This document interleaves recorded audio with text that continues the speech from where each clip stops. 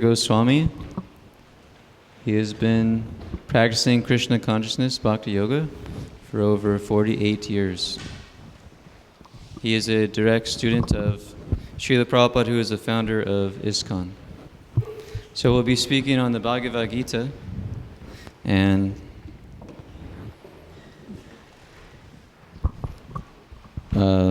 basically we'll chant a verse together on page 481,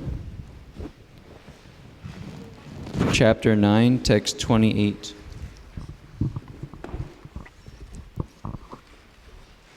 And I'll repeat the Sanskrit words, or I'll say the Sanskrit words and the audience will respond. And then we'll chant the Sanskrit, the verse, a couple times.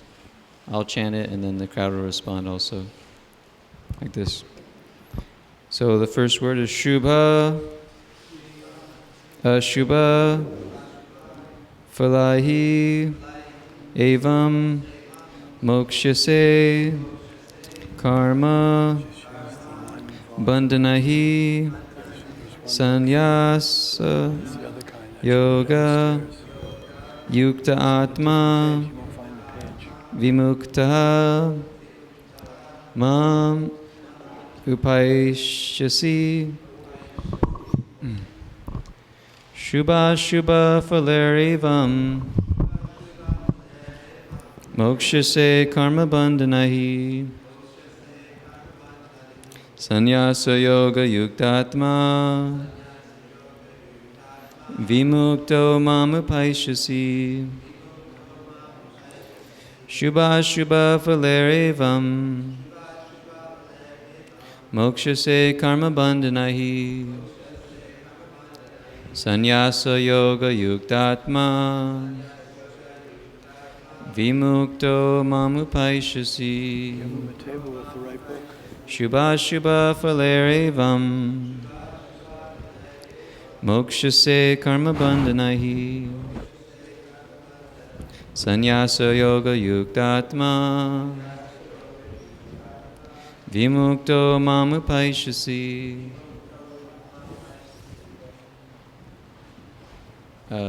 Krishna Shravan Prabhu.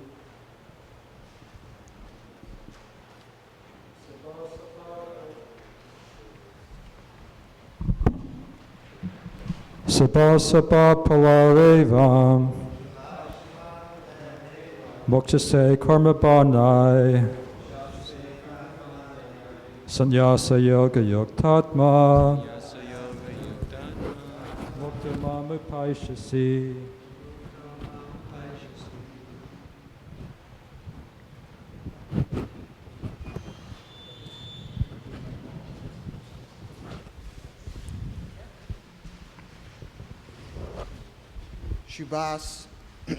Shubha Shubha Falarivam,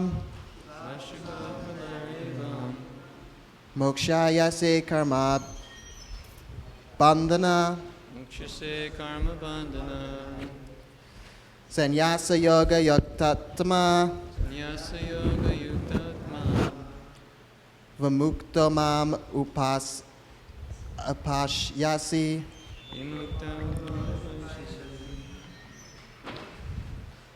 Shubha Shubha Palarivam, Mokshase Karma Bandhanai, Sannyasa Yoga Yuktatma, Vimukto Mam Upaishyasi.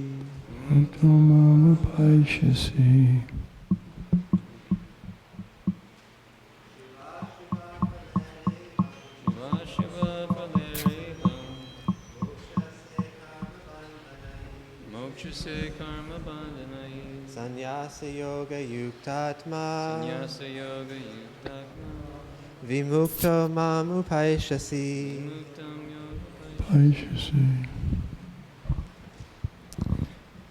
Shubha, good. Ashubha, evil. Falahi, results. Evam, thus. Mokshase, free. Karma, action. Bandhanahi, bondage. Sannyasa, of renunciation. Yoga, the yoga. Yukta Atma, having the mind firmly set on. Vimuktaha, liberated. Mam, to me. Upaishasi, you will attain. The translation to the text.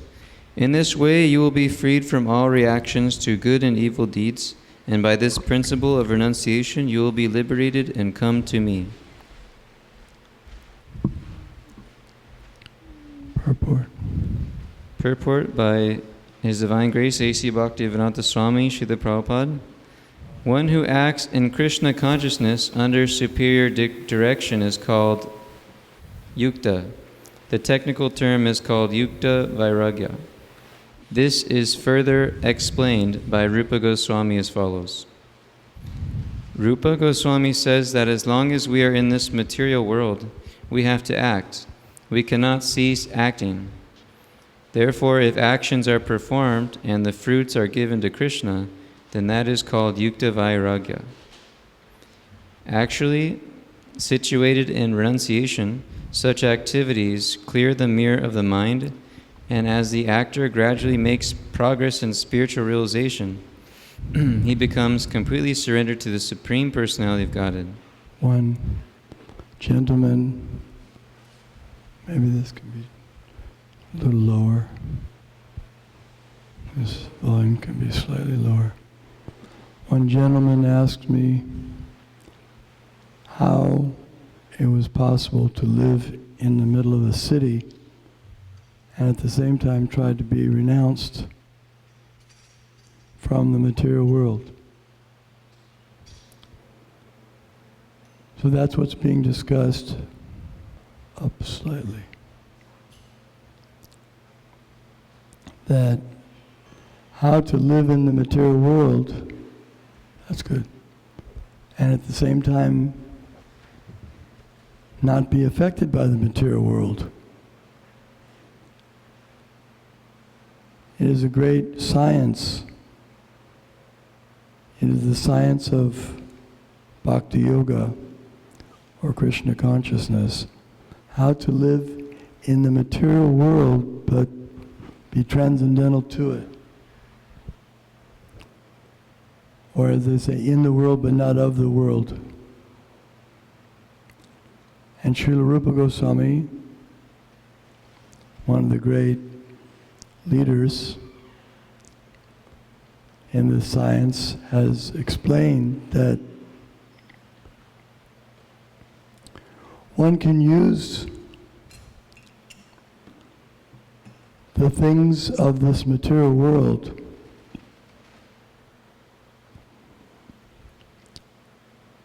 and transform them into spiritual things. For example, food. Everyone knows food comes from the earth. We have vegetables and we have grains and fruits and so many things. And they're just ordinary matter. But when that food is offered in devotion as an act of devotional love to Krishna, then the same ordinary food becomes spiritualized. It's an amazing thing. It depends on the consciousness, how one relates to things. One can use practically everything in transcendental service. For example, money. Traditionally, we think of money as being material, cause of material bondage. There's even a saying that it's more difficult for a rich man, it's more difficult to put a camel through the eye of a needle than a rich man to enter into the kingdom of God.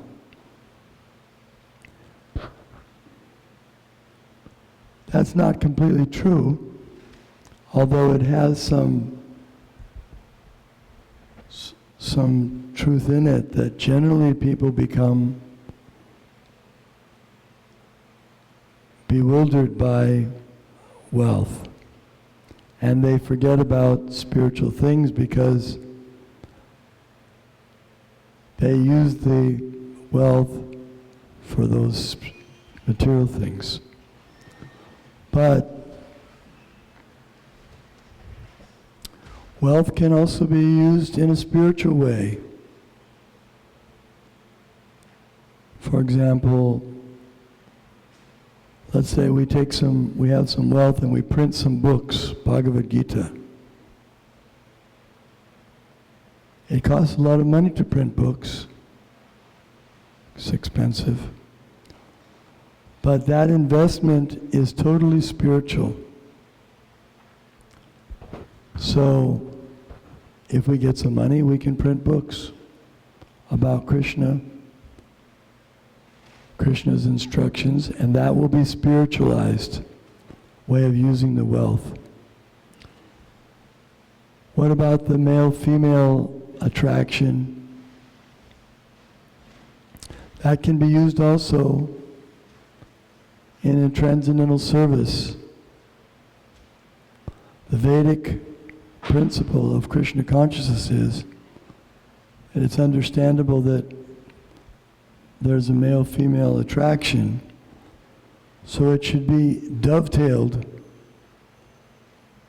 into spiritual consciousness under the guidelines of Krishna conscious marriage, and they can produce Krishna conscious children and raise them for spiritual purposes. And the whole thing is spiritualized. Nothing is rejected, but it just needs to be used in the proper way. So this is called Yukta Vairagya. Yukta Vairagya, Vairagya means renunciation. It doesn't mean renouncing the activity, it means renouncing the result. Our famous local Mr. Harry Truman, he's famous for his sayings, and one of his most famous saying is, "It's amazing how much you can accomplish when you don't care who gets the credit." In other words, who's going to get the results? That's material. If I'm trying to get the results for my own enjoyment, that's material. But if I'm performing my activity and the results go to Krishna, then I'm free. I'm not going to be entangled in that activity. And that's what I'm speaking of we, my generation, when we first came in contact with Krishna consciousness in the 1970s, 60s and 70s, it was an amazing realization that one could continue performing activities but not try to be the enjoyer of the results. And it completely changes the whole life around. Not stopping activities, that's not possible anyway, because even if we try to stop acting, we can't stop acting. Our mind is, even we go down to sleep at night, our mind is still dreaming on so many things. The bodily functions are continuing. So we can't stop activities. And there's no need to stop activities, but to transform those activities into spiritual activities. And that can be done, and that's what the spiritual master teaches us, how to do that. How to live in this world and not being entangled in the world. This world is working under the principle of actions and reactions. There are physical laws that demonstrate this, but there's also laws that apply to the living entities themselves. It's called the law of karma. In the Bible it says, as you sow, so shall you reap. That means there's some kind of a principle that gives reactions. And we see that even in our society, on our level. If someone does noble work, he's awarded, he's appreciated. If he achieves something in academics or in humanitarian activity or anything, he's recognized. And if he does something that is damaging to himself and others and the environment, then he's punished. That's karma. That's part of karma. The law of karma is so all-encompassing that every action that one performs creates a reaction.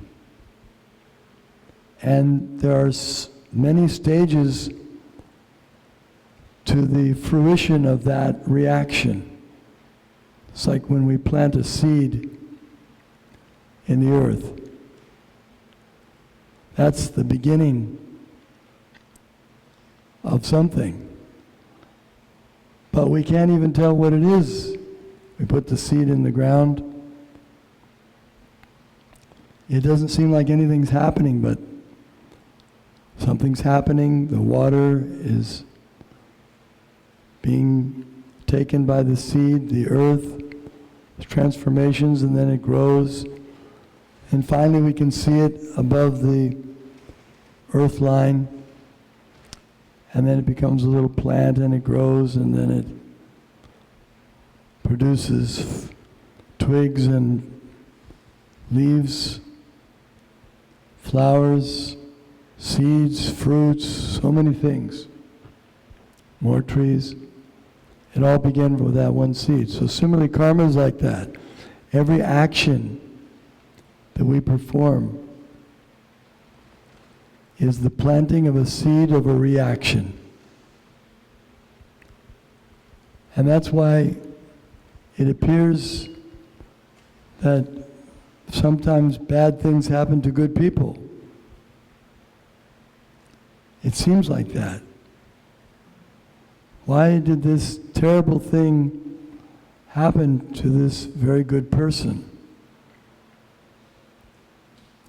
But in order to understand karma, we have to go back and look at all the prior activities.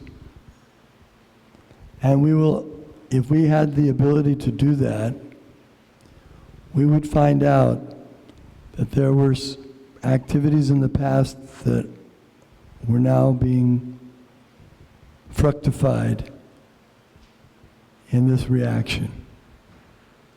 Why does this one man get so much money? He's working like every other man, but he's getting millions of dollars, and the other men are struggling just to pay their food bill. Why? There's an explanation, and that is karma. His previous activities, he's getting the fruits for those.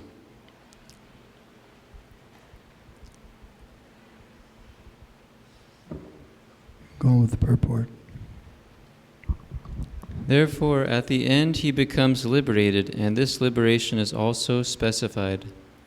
By this liberation he does not become one with the Brahmajyoti, but rather enters into the planet of the Supreme Lord. We'll discuss this for a moment. This world that we live in, the material world, is not the only place. This is not our home, actually. We're all just travelers passing through. It's like you pass through a little town if you're taking a bus or a train. It's not your home. There'll be a short stop, and we're moving on. So this is not our home, and the proof that it's not our home is no one can stay here. Everyone gets kicked out. So where's our home? Our home is in the spiritual world with Krishna on Krishna's planet.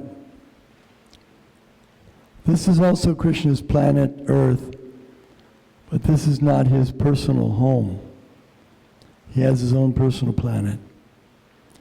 Just like a king, you could say the whole kingdom is his and it belongs to him, but still he has his own palace, his private place. So Krishna has his own abode, and that abode is described in the Vedic literatures as being an eternal place full of bliss and knowledge, where everyone is blissful and there's no anxiety. The material world is full of anxiety. Does everyone agree that there's a lot of anxiety in the material world? And if you say, I'm not an anxiety, then I say, okay, what intoxication are you taking?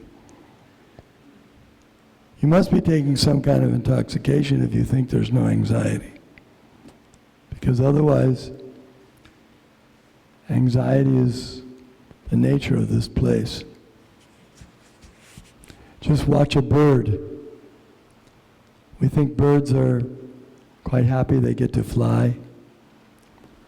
But when a bird comes on the ground, tries to eat some food, he has to look this way and that way every moment so that no one comes to eat him. He's in anxiety. And the cat's also in anxiety, watching out for dogs. Everybody's in anxiety. Even a big nation like the United States, we're in anxiety. Someone may attack us, someone may send a nuclear weapon, so there's always anxiety in the material world. But it's not our nature to be anxious. It's not our nature to be suffering. It's the nature of a spiritual being to be completely blissful eternally. There's no death for the soul. The soul is never born and never dies. He's always existing. If we understand this, that we, the spirit soul that inhabits this body, will never die, then we can make some very meaningful decisions about what we're going to do, what activities we should make. If we don't know our nature, if we think, I'm this body and when the body dies, everything's finished, there's nothing more afterwards, how can we properly understand how to behave? Because that's incorrect.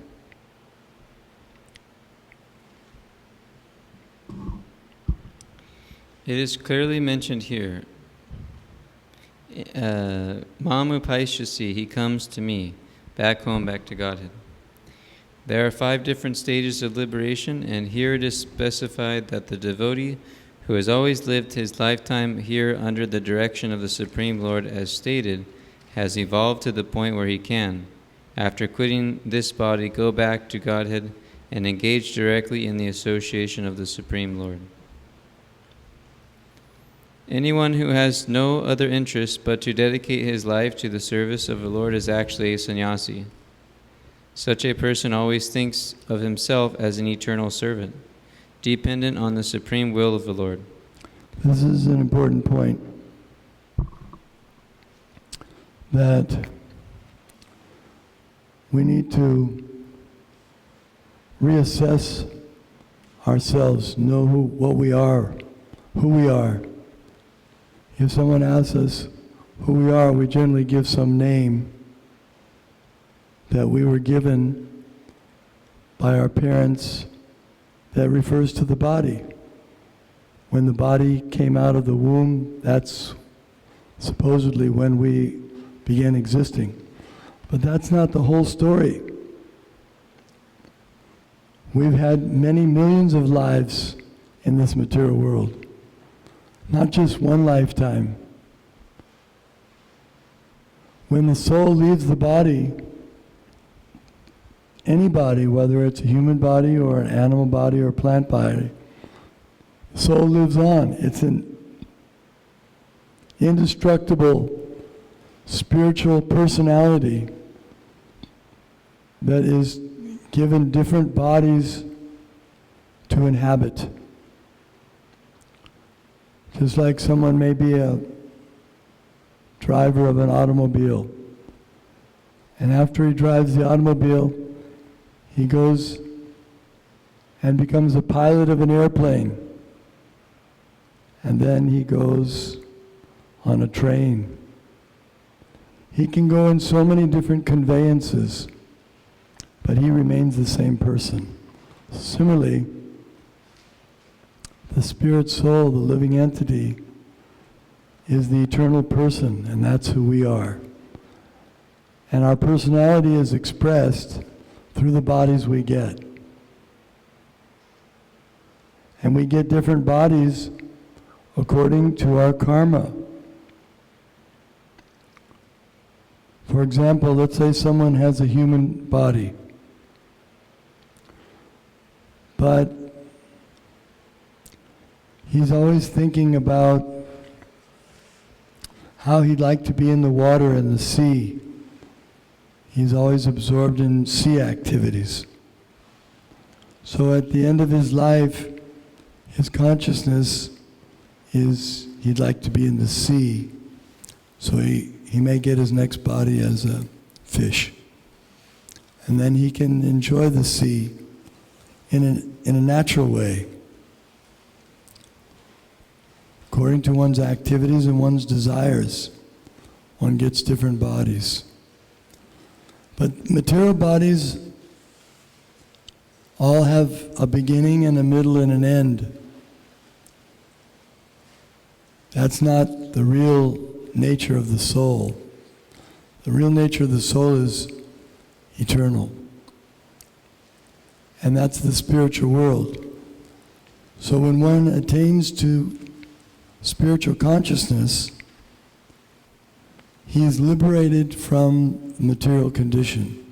He doesn't have to take birth in the material world again, and he can live in the spiritual world fully satisfied.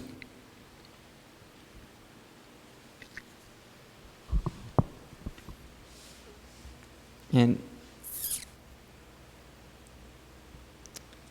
anyone who has, whatever action he performs it as service to the Lord.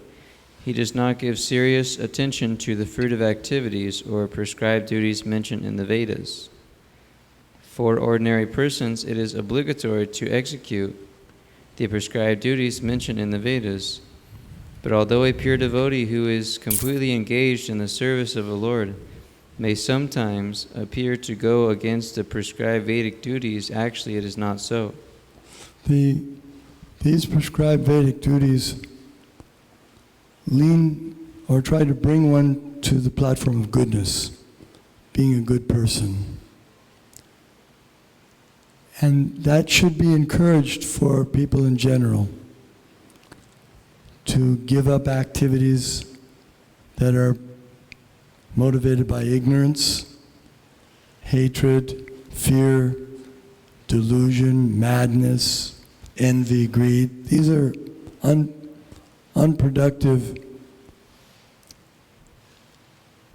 activities, so they should be raised.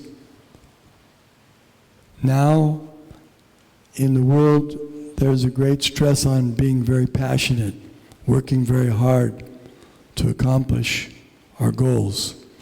Passion is more desirable than ignorance or laziness or destruction, but it's not the ultimate. Higher than passion is goodness. Rather than just being an achiever, one should be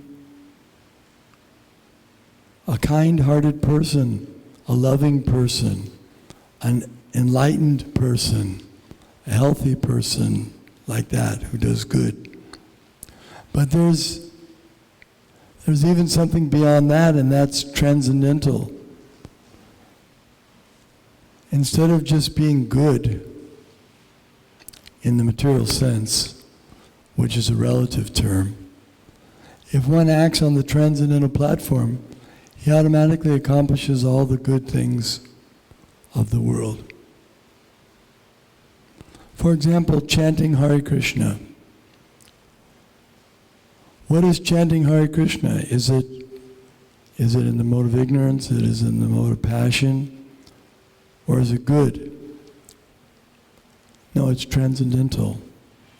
This activity of chanting Hare Krishna, it supersedes all other levels.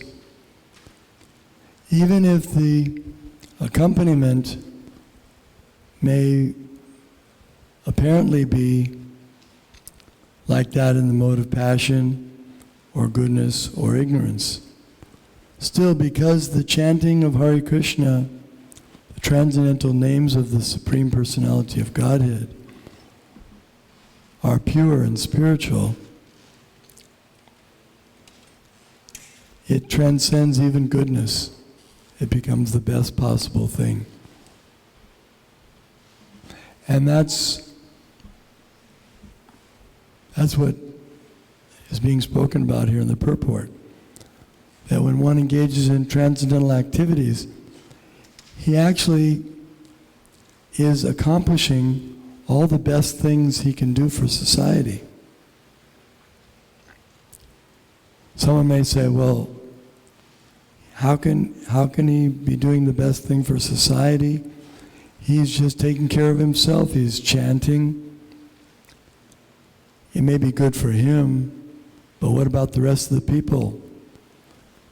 No, but part of Krishna consciousness means to give transcendental knowledge to others. And that's the best thing.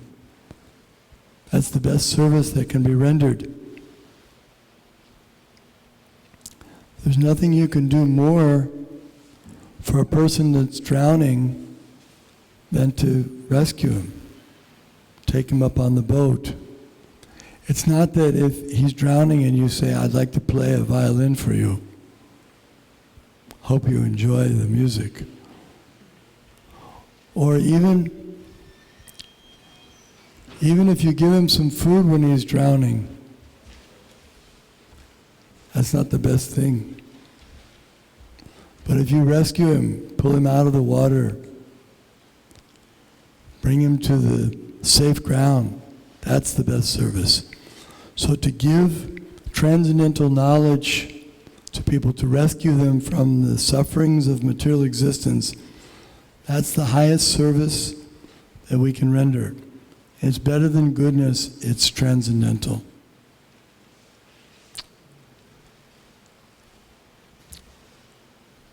I'll give a crude example.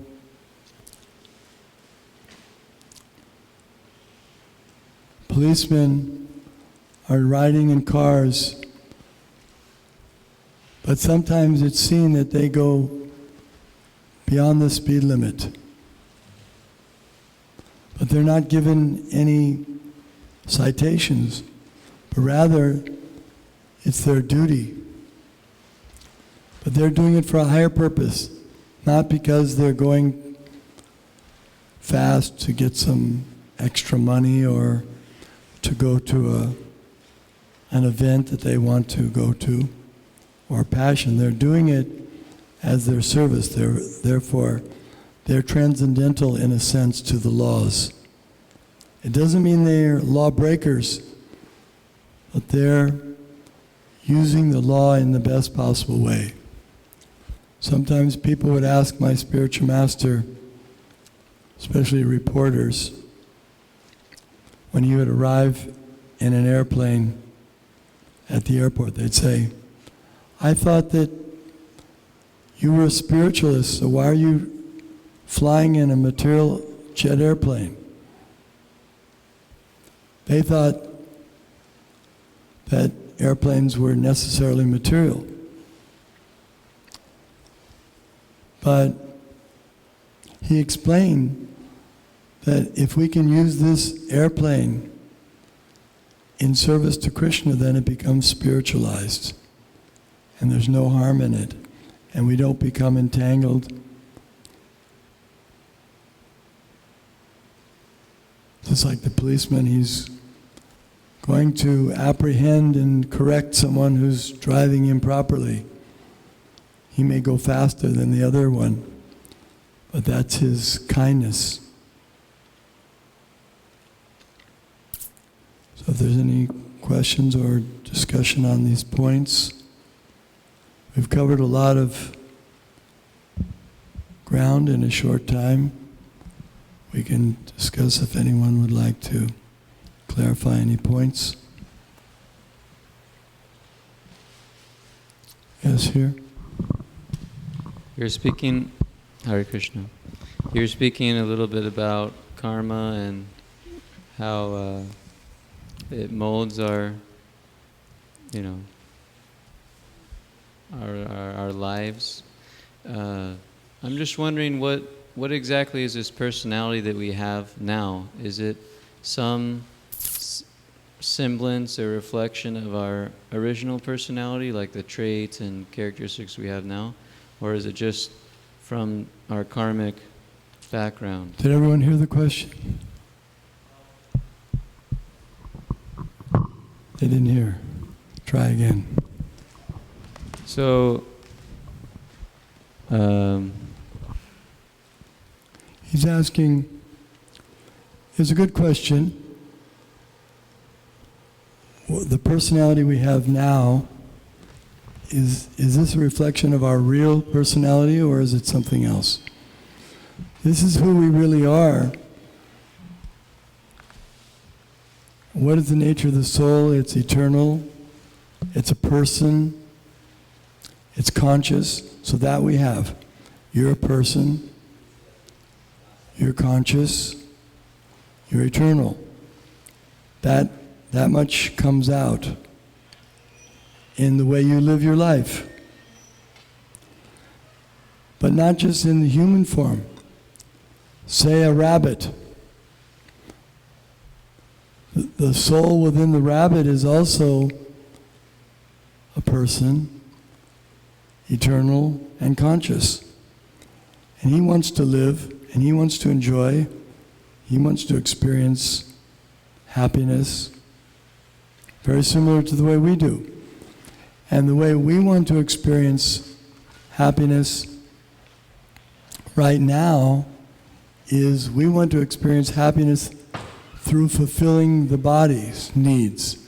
Because of false ego, we're thinking we are this body. Because I think I'm a human being, I try to satisfy my senses of my body with things that please my senses. The living entity inside the rabbit, he thinks he's a rabbit. So he tries to satisfy himself, his senses, because he thinks he's the body, with material things for those senses. So the further away we get from spiritual consciousness, the more bizarre it gets. And we try to satisfy ourselves with things that will be acceptable to our senses. But when we realize that we're not this body, we're the spirit soul inside the body, then we can act fully for Krishna's pleasure. Instead of trying to please my senses to get happiness, which doesn't really make me happy, I would try to please Krishna, please Krishna's senses, and then I would be completely happy. If one does that in the human form, then he's called liberated even while living in this body. So one can become a perfect person by doing that.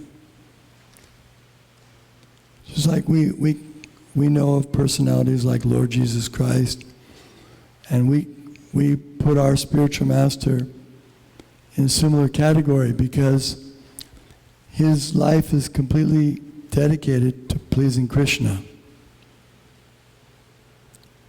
Whereas those who are not in Krishna consciousness, their life is dedicated to bring happiness to, first of all, their own senses, and then the senses of their friends and relatives, etc. See the difference?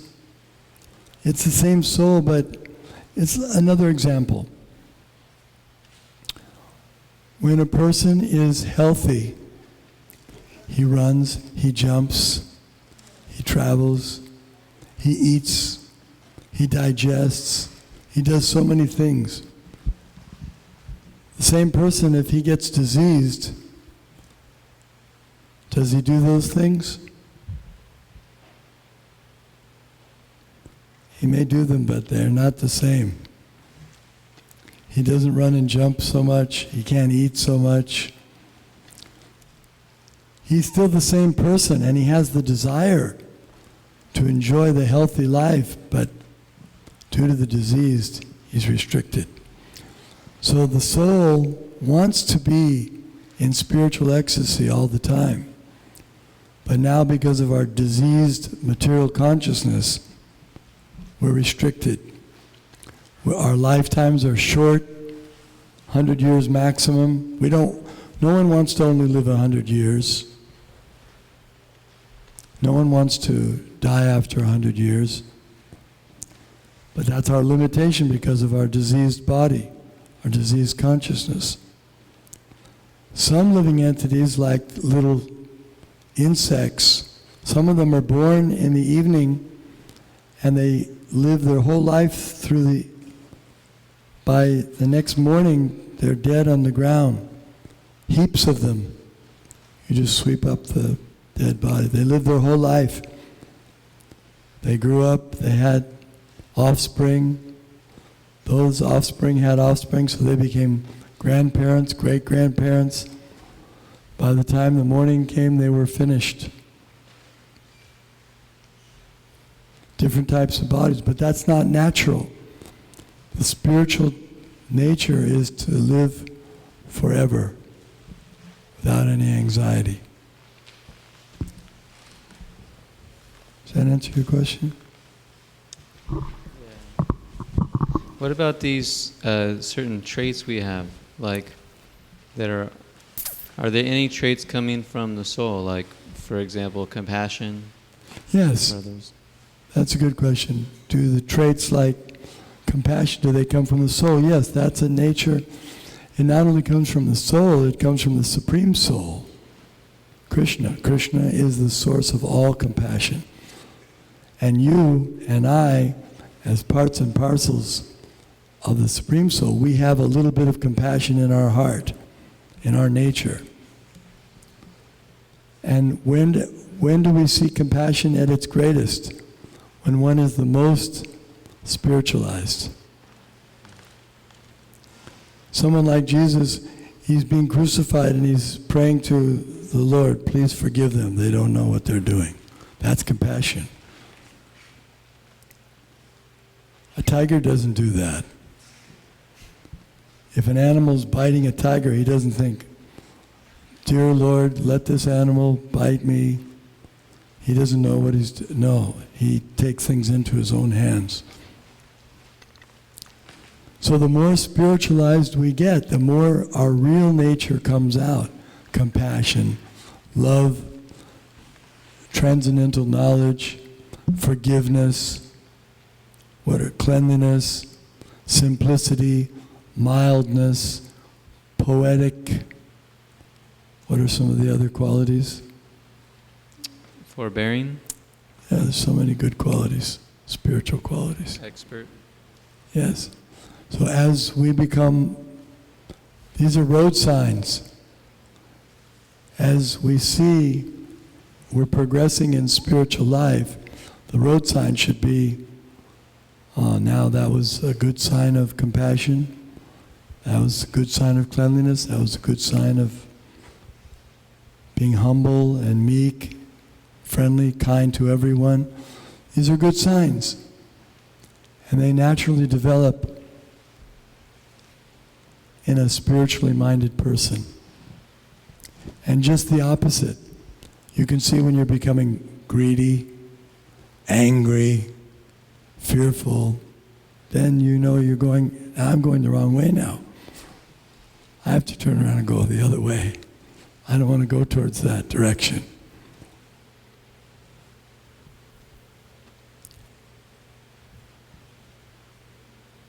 Yes. So Let our guest have. We have a microphone here. Because we have some people listening downstairs. Yeah, so if you speak in the microphone, that'll be good. Oh, I was just going to share a little experience that I just had happen. I got a cleaning lady. She was homeless. You know, I help out people here and there. I'm going through a lot of changes, like the way I was drew into this place. Can you hear it louder? You know, I was down on the plaza getting a massage, and I walk out. Oh, now there's power in water, so I started heading towards fountains. When I get to the fountains, for some reason I see water on the ground, which I don't know how I got there. And then I looked over and I see these guys. So I go over there. Remember, I went over and talked to you because a lot of things that you share I already know. You understand that? I was looking to master myself. The man who masters himself masters all. And I know this. I've been on a long journey. That's how I got here. And, you know, I have a good side, you know. I got another side. You know, I'm going through a transition right now. I listen and read a lot of things, mainly, you know, but I like this, Hare Krishna, Hare Krishna, Krishna, Krishna, Hare. There's power in vibration. We are vibrating people. We're all vibrating, you know. I believe I'm been here before. I don't know, you know, but energy never dies. I'll never die. I will transform. And I know this, but I can't share this with too many people. You know what I'm saying? They're not going to understand. But I got a guy here is sharing with you what I already know. You know? Well, I was going to share, like, I like helping people, you know? But there's a big way of doing it in a surprise, you know? I sent this little lady, she's been with me off and on for a long time. You know, they told her, you know, she was going to die and all this from cancer. I told them that's what they say. Yeah, don't listen to them, you know? And she beat cancer. You know, she believes it was some drinking and drugging. And another guy works for him. I tell you, keep your mouth shut. The mind is the most powerful thing you have. It really is. And I could share with you what I've been through. And I've never lost my faith. I call it the power of the universe. More power. I've walked in the courtrooms. I've walked in my deceased wife when she died. I kissed her on the forehead. My mom and dad died 6 months apart. You know, I go on and on and on. But I've never lost my faith, my power that is greater than me, that will kick doors open and do anything. And all I have to do is keep peace. Thank you. And these answers will come. You know, I got a son who's special. I call him my gift from God, you know? He's a little bit different, but he is my gift from God. You know, he's a good boy. It took me a while to accept that he's a little different. That's okay. We're all a little different. I'm different, you know? I go back to my friend, though, the one that they told was going to die, went, you know, BS all day. I sent my daughter up there because she's getting her knees replaced. You know, there's a meaning in this, and I don't know what it is. I said, get up there, go get her some flowers, you know? Sir, I think we need to keep it a little bit on the topic. Okay. Well, here's, I appreciate it, but we're asking for opening the floor for questions on the particular topic for understanding of Bhagavad Gita. the only thing I was going to bring up, I was going to ask you what you would get out of buying a lady. I gave her $25 to go get flowers. I said, hey, just give her the money. That's more important. Next thing you know, I get a call today. I try to be calm about it. I would never give nobody so BS money. So I didn't know what the meaning of that the money she told me was counterfeit. I didn't really get it. What is that supposed to share with me? My thing is, I don't know. Okay, There's a I'll address that. yeah. Our purpose in life is self-realization. We're here for a purpose to become self-realized. We have all, as you mentioned, we've all been on a journey through a long time, different lifetimes, and we've gone through a lot. And now we have this special opportunity of the human form of life to concentrate on perfection.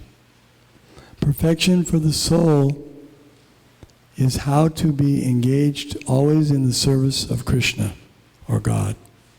That's the perfection. And that is the science that we learn through the chain of disciplic succession from the spiritual masters originating from Krishna. And as we become developed in that practice, we'll be able to help everyone in every circumstance. We'll be able to give them exactly what they need, what according to our circumstance we can give them. So in some circumstances, it may be to give them a plate of prasadam, spiritual food. In some circumstances, it may be appropriate to explain to them the science of Krishna consciousness. Some circumstances, it may be just to get them to chant or to hear the chanting. Or they can be engaged somehow or other in Krishna's service. If someone offers to Krishna a flower, a leaf, or a little water, Krishna accepts it. Thank you for that sharing. We'll talk some more later. Any other?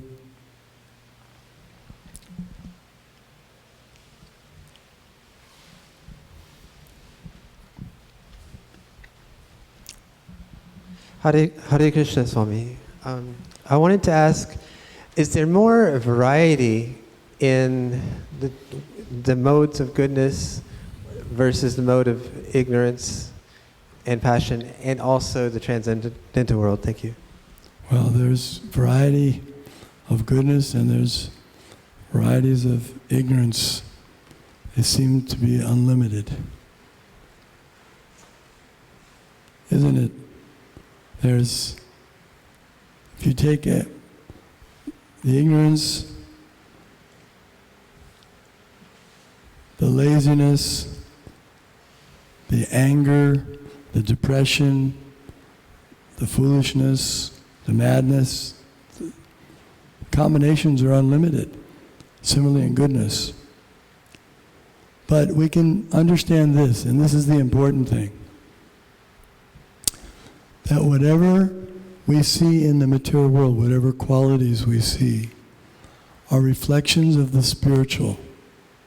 So the material things are not unreal, but they're not as they seem. It's like when a fruit is reflected in a mirror. It reflects the color of the fruit and the shape of the fruit, but not everything. It doesn't have the taste and all the subtleties. So what we're getting here in the material world, even in the name of goodness or passion or ignorance, is we're getting a reflection of the spiritual world. but without the substance. So the nature of spiritual things is even what appears to be ignorant or dark is actually full of bliss and full of knowledge and eternal. For example, in the material world, if a man and woman are in love with each other, like in Romeo and Juliet, it sometimes becomes a ghastly situation. They tried to love each other, but circumstances didn't allow it, and they both ended up in destruction and the relationship. Now, on the spiritual platform, there's also that love between Krishna and his consort, relationship with Krishna. And there may be separation. They may be separated, like Romeo and Juliet were separated, but that was the end of it. But in the case of Krishna and his consorts, when they're separated, it becomes an impetus for unlimited ecstasy. The ecstasy of separation is so great, it increases their love. And of course, in the spiritual world, there is no death, there's no cessation. So the ecstasy just increases, even in what appears to be something that's dark or unfortunate. There's nothing unfortunate on the spiritual world. Just everything is full of different varieties of flavors. It's like if you have some proper amount of ginger and proper amount of spicing, although it may be pungent, it adds a wonderful body and flavor to the preparation. I think there was another question over here. Yeah. He had his hand up before. After Ramananda, then I want to. Oh, go ahead, you're first. How can we easily realize that our senses, or how can we easily relate our present senses to the transcendental senses of Krishna and thus, relish the things that we're offering to him? The prasadam that we receive as a result of that, or... Could you repeat it again? How can we most easily relate our present senses to Krishna's transcendental senses? I'm assuming as a part and parcel, ours would be, and fully consciously relish the prasadam that we receive by engaging those senses in Krishna's service. Well, the devotee is satisfied when Krishna's senses are satisfied. He's not trying to gauge how his senses are satisfied. That he leaves up to Krishna. So he knows that if I prepare this foodstuff and offer it very nicely with love and devotion, Krishna will be pleased. And when he gets a plate of prasadam, which we're going to get in a few minutes, we're going to have a feast that was offered to Krishna. So the devotees, all the guests and devotees will be able to relish that plate, knowing that this was offered to Krishna and accepted by Krishna, and now he's giving it to me, and I can enjoy this with transcendental senses, because it's coming from Krishna.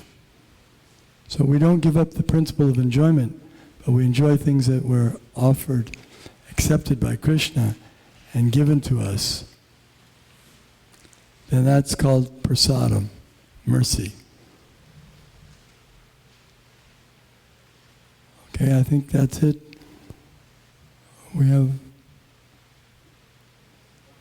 was it one more question?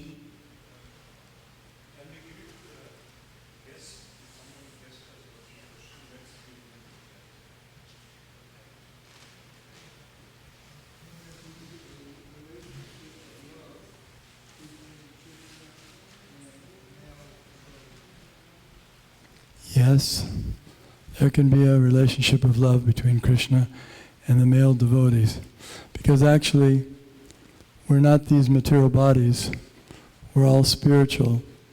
And actually the living entities are in a service identity as energies of the Supreme, meant to please Krishna. He's the Supreme Male, Param Purusha, and we're all meant to give him satisfaction.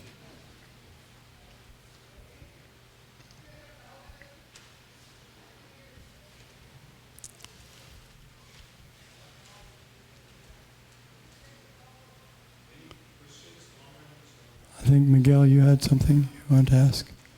Go ahead. Hare Krishna. So if we see some people, they seem to be going this wrong direction. They're not going towards the spiritual focus. And we have this pang of compassion that comes and we just want to do something. Is it that if we ourselves personally take to this transcendental activities that we're talking about, we start personally serving Krishna, we learn how, and we do those activities, is just, what's the effect of our being just around these people that we want to help, even if we don't,